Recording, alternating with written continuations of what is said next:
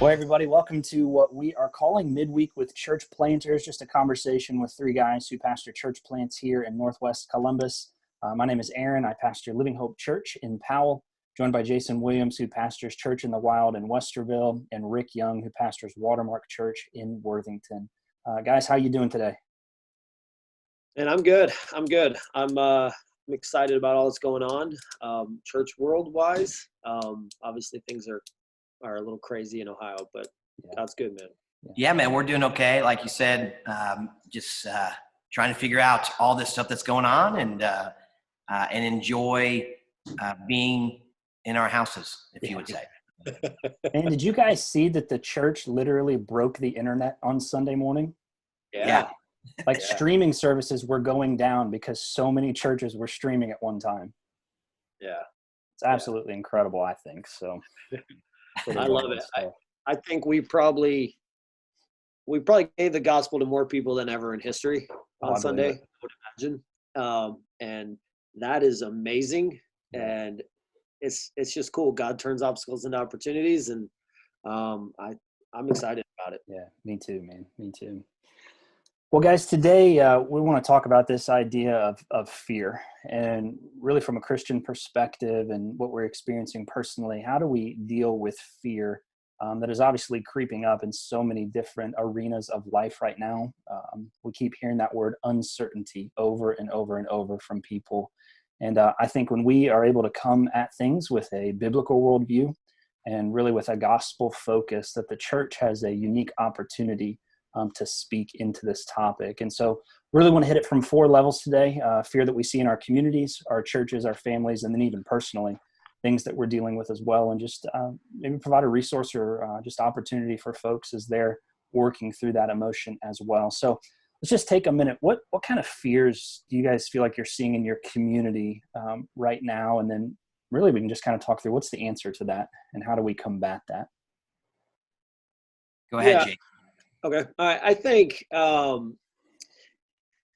fears that I'm seeing in the community are, we've got a lot of people here, and I think our communities they're similarly built, who are just, I think they're more concerned about the economics of what's to come rather than they are about what's happening right now. Sure.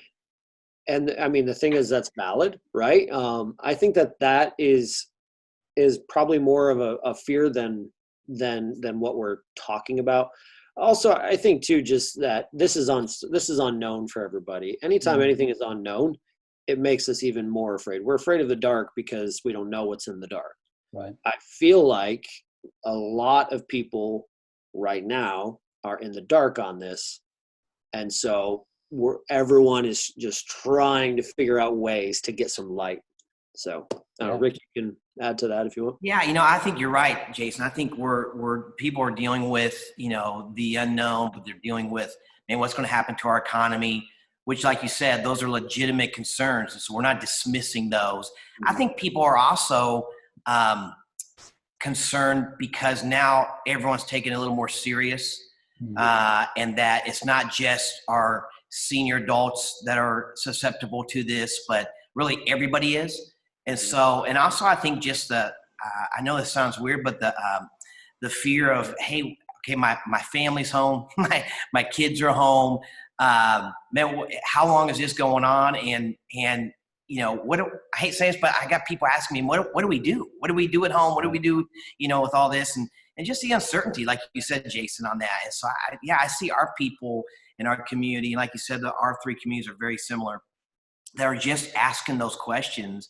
And I think they're frustrated because there's not real hard answers yet to, hey, this is how it's going to end, or, hey, this date, you can, it'll all be over. I think we all are wanting, including myself at times, hey, I just want to know, is this, when are we going to be done with this? And so a little bit of uncertainty in that aspect. So what's the Christian response to that, do you think? And what are you guys seeing as effective in your communities? So I know in ours, and you guys can speak into this as yours as well, that I don't think the church has needed to be mobilized yet. We kind of mentioned that last week, as far as food, economic things. That all three of us are in a little bit more affluent communities in what folks do. And so I just don't think we've had to be mobilized at this point.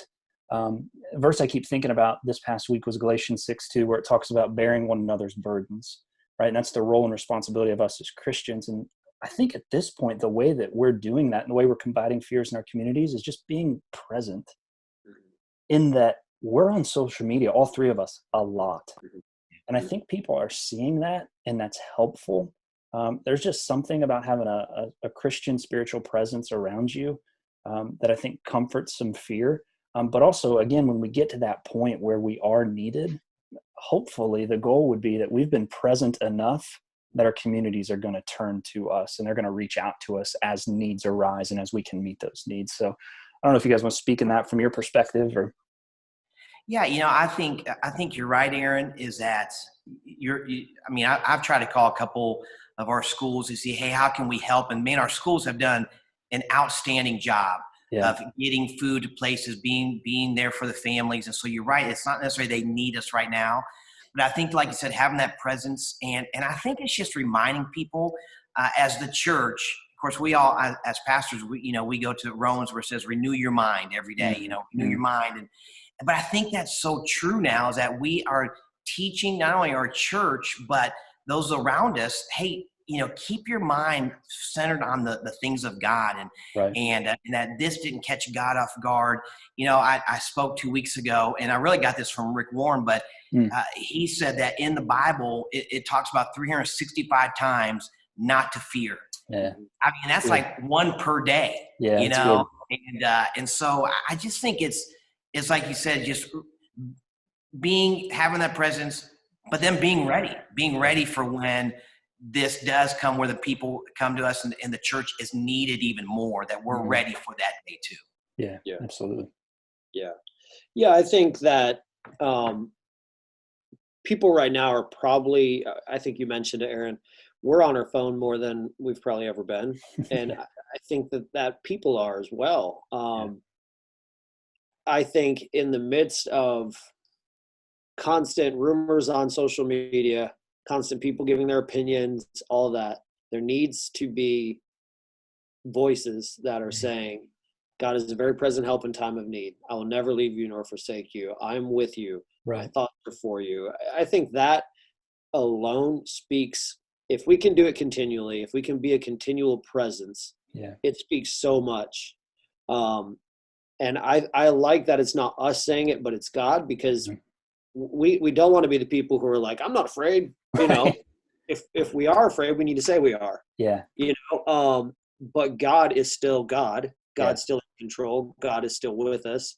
And we need to remind people of that. And I think that helps a lot. Yeah. Yeah. So let's narrow this funnel on us a little bit. So we talk community. Let's talk in our churches in particular, Church in the Wild, Watermark, Living Hope. What fears are we seeing in our own congregation? Maybe even if we talk about the church as an organization as well, or an organism, what do you guys feel like you're dealing with right now? That's causing fear? I think we're dealing with, you guys mentioned how we literally just started at January 12th, saying we went like six or 7 weeks, and then we had to stop meeting. Man. And I think for our church, it's just, it's not losing that momentum that God was giving to us of connecting with people and stuff. And so, I think with our church, that people are fearing too is, hey, what is going to happen to Watermark? What is going to happen to our church? Because we're so new, we're so young, and and just encouraging people on that. And like you said, I haven't been on social media this much in my life, and but just connecting with our people. We did a Zoom call last night with about 10 of us of our small group, and and just like that, connecting with people. But I will say this: when we had that call, it was so, even though we were on computers, it was so good to see everybody's face, and just to communicate. And so I'm just praying that, man, we will keep that longing of wanting to get together, and when we can get together, that, man, we come back stronger than ever. That's kind of what we're facing. And I mean, our people are facing the typical fears. And Jason, I like how you said earlier, if we are fearful, it's okay to admit it, but let the Lord deal with us on that. I'm going to be honest with you. When I heard our governor Sunday say, hey, invoking a stay-at-home rule. Yeah. I mean, for a short time there, I was like, oh my goodness, this is like we're in a movie, and but I want Tom Cruise to play me anyway. But well, you but guys, that's look right. good. That's right. But I had to get back to the Lord and say, okay, God, I'm resting in you and helping our people to see that. And so, that's kind of what we're looking at for our church. We're in kind of a similar but different scenario than you, Rick. So you've been in, launching for 6 to 7 weeks. We just got a building 6 or 7 weeks ago. And so we've invested financially into this. We've invested, dozens and dozens of hours of manpower. And then it's like we get it to like 80, 85% done. Man, we're at the home stretch. Inspections are moving forward. And then everything stops. Yeah. And so now, even as, just as the pastor in our church, we're in this weird tension of, man, we're signed into a lease. We're locked in. We got to pay for this everything every month. And we can't even use it, So I just kind of, I don't know if I even categorize that as fear, but sometimes I'm just stepping back and I'm like, Lord, what is going on here? And I think even for the three of us, and, we don't talk about this a lot as pastors, but I think that also brings to light the economic concern, that we have to address as our churches, because the less we gather, typically the less people will give. As the economy continues to shift, mold, and change, people are going to be able to give less in this whole thing. And so I think it just encourages us to lead from authenticity. Jason mentioned it earlier, like we're just not going to pretend everything's okay. It's okay to be fearful and trembling, like Paul talks about. But again, to trust Jesus in that. And so I can be fearful and still lean into the Lord in all of this. So it's kind of where we're at. Yeah, I think we're in the middle of that. So February was the best month in Church in the Wild history. Wow. It was amazing. January was really good. February just blew January away. I felt like we're finally making the momentum that I thought we would be making months ago. Yeah. We had people getting saved weekly, new visitors, people jumping in, all these things that like our processes were beginning to take place and show fruit. And then it was like, hey, thanks for coming. We'll see you in a couple months. We hope. So that's, for me, it was like, man, like we're finally hitting our stride and now we got to go back to crawling. Yeah. So that's, that's my concern is, my fear is, what are we, where are we going to be when this is done? Right. Are so many people going to lose their jobs? Are they going to stop giving? Yeah. We're trying to figure out new ways to get people to give, make it easier for them to give. Are they going to just stop giving entirely because the economy is just going to go south? Like those are the concerns that we have, as well as we just lost the momentum that we've been fighting to build. Yeah. And so, that's kind of where we were. I think it's interesting to note too, for any of our people that are watching these videos as church planters, I think one of the conversations we have often is we're in this for the long haul.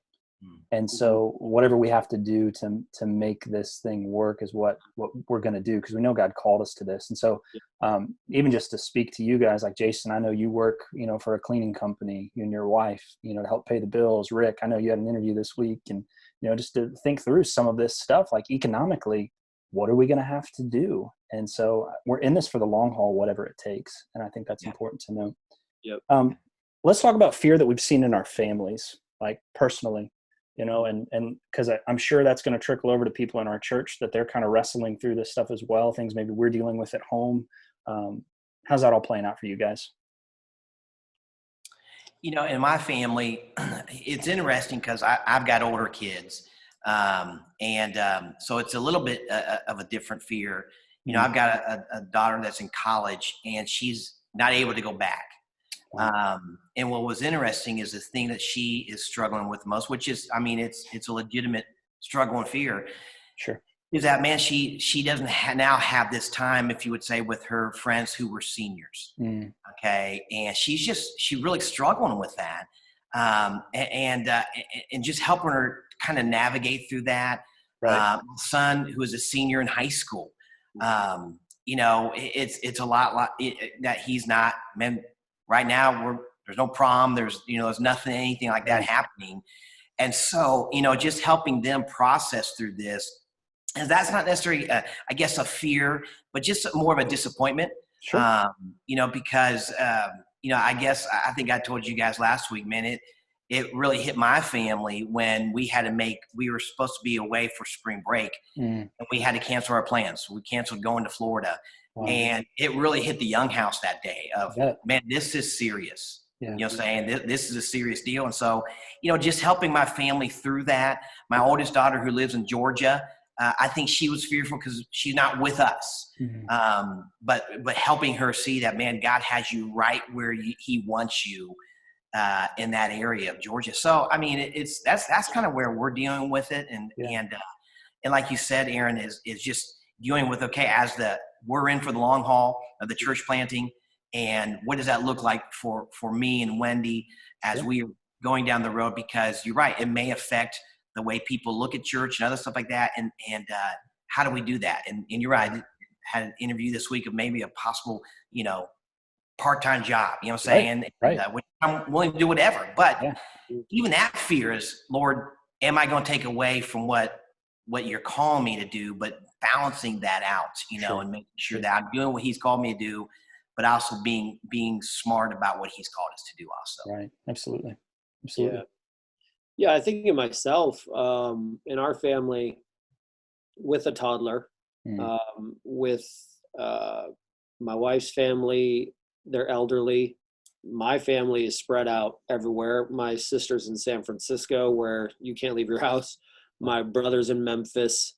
My parents are in Michigan. They have a small church in a rural town that they're shut down now, and they're asking the same questions. After 46 years of pastoring, they're like, what do we do? We can't stream here, and then for our family, my wife's grandmother's was sick, and there was concerns that this was this virus, and then her grandfather's in quarantine, and we have a toddler that we want to keep healthy. Sure. But we also want to be the church. Like, it's that tension and that navigation, as well as when is the right time for me to get a job, a different job. What does that look like? How do I do what I know God called me to do? Again, I think we use that word calling, and people don't understand what we're saying maybe, but sure. When we say that God called us to do this, it's different than we think we should do this, or we believe we should do this, or God asked us to do this. We believe that, like, our existence right now is to follow him and do what he's asking us to do. Right. Yeah. So we will pour everything into accomplishing that. And so navigating how we fulfill our calling in an economic downturn is very interesting. And so that's a fear of mine, in my family. Like, what's the level? Where are we at? So, because we, like you said, Aaron, this is our calling, and we're going to be here for Westerville. Right. As long as God has us called to it. And we believe that's the long run. Amen. So we want to do that with wisdom. Yeah. Jason, you mentioned about your grandparents and your parents like that. I'm the same way with my dad. My dad's 81, and just praying that God would keep him safe. Here's the frustrating part: is every time I call my dad, I'll say, "Hey, what you been doing?" "Well, I went to the dollar store today." Oh, like, the worst place you can go is the dollar store. Wow. Can't go. So it's just get him to see that also, Yeah. Right. At least he's not at Walmart. Yeah, that's true. That's true. What about you, Aaron? What about with your family? Yeah. So, I mean, just, in our house, with my wife and two girls, I have an 8-year-old and a 2-year-old. They don't understand, my daughters, what's going on. My 8-year-old just knows that there's a virus going around. She doesn't know what that means. And so she's still in that, she's been off school for 7 days, and it's still fun and it's enjoyable, and she's getting to do and experience new things while only having to do a couple hours of school a day. And so, so really, I don't think it's hit my family per se yet, where everybody is fearful and concerned. The financial piece is obviously a concern for us. And so I've spent time this past week doing DoorDash in the evenings, not out of necessity at this point, but more preventative in nature. Last week I helped my associate pastor build fire trucks. They weld stuff for fire trucks. Like, I would have never thought I would do that, in all my life. That's pretty cool. Like it was a blast, Wait, you were welding? Is that I true? was not welding. No. Thank goodness. No, things would fall apart if I welded them. Yeah. But yeah, and I think, again, we're doing that more out of preparatory, preventative stuff, and really just trying to be wise stewards of time that God has given us, right? Pastoring has changed in the last 10 days for all of us. And so I feel like I've invested more time in pastoring over these last 10 days, but it's been spread out significantly more like different in the way that I do it. And so it's afforded more opportunity to do other things to help us financially. But, Rick, last week you mentioned Proverbs 3, right? Don't lean on your own understanding. Yeah. And I feel like I'm kind of wavering between that, where I'm like, all right, Lord, I trust you, but if I do this, then I'll make sure we're okay. And just really trying to walk that line of trust and wisdom. And man, that's difficult. It's really difficult. And I think that's what not just we're dealing with. I think it's what our churches are dealing with. Oh, yeah. And I mean, it's legitimate, and just encouraging our people and as the pastors, man, that we are not only saying, hey, we're with you, we understand. Right. But here's what I love about that is, though, if you look at in Hebrews where it says Jesus is our high priest, it's good that he totally understands what we are going through. Yeah. And so that's why I bring myself back to that, is I'm like, okay, Jesus totally understands where I'm at and where our people are at. So yeah, I'm with you, man. It's just being that encouragement and helping our people to keep going towards that. So anyways, I just was thinking that too. So. And I think if they see us leading out in these things, that it's ultimately going to be helpful for them to take that step into the unknown of, what's next. So, hey guys, very last one, what fears, and I think this kind of encompasses our family as well, but let's just talk personally. What are some of the fears that we're wrestling through as pastors, leaders, followers of Jesus? Because I guarantee somebody watching this video, whether they're a pastor, church planter, or just part of one of our churches, that they're wrestling through things personally as well. And so what are some of those things that you guys are fighting right now? I think for me, I think there's like a restlessness for me, like an anxiousness. I believe probably all three of us are doers. Yeah. Like we're not sit at home, we're doers. Like we're doing stuff and we're on the go.